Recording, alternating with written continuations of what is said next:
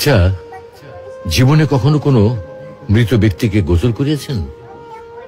যদি কখনো সুযোগ হয় তাহলে সেই মৃত ব্যক্তিকে গোসল করাবেন। তখন খুব কাছ থেকে দেখবেন মৃত মানুষের দেহটা কতটা অসহায় লাগে, মৃত্যুর পরে মানুষের দেহ কতটা ভয়ের কারণ হয়ে দাঁড়ায়। সুযোগ পেলে রাতে লাশটা পাহারা দেবেন, তখন বুঝতে পারবেন প্রিয় মানুষটার লাশ রাতের বেলায় আপনার কাছে কতটা অদ্ভুত লাগে, কতটা ভয়ের কারণ হয়ে ওঠে, কতটা আতঙ্কের কারণ হয়ে যায়। সুযোগ পেলে মৃত ব্যক্তির শরীরে একটু হাত লাগিয়ে কিছুক্ষণ তার স্পর্শ নেবেন।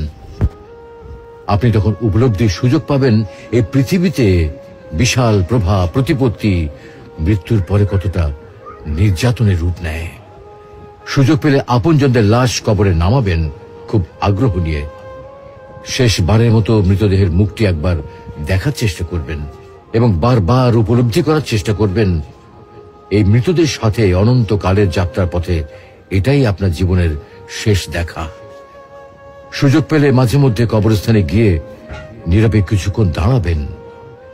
এরপর মনে মনে চিন্তা করবেন জীবনের লাভ ক্ষতির হিসাব।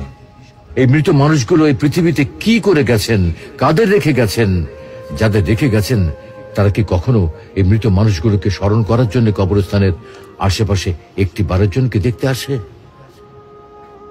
আমাদের জীবনটা বড় অদ্ভুত, বৈচিত্র্যময়।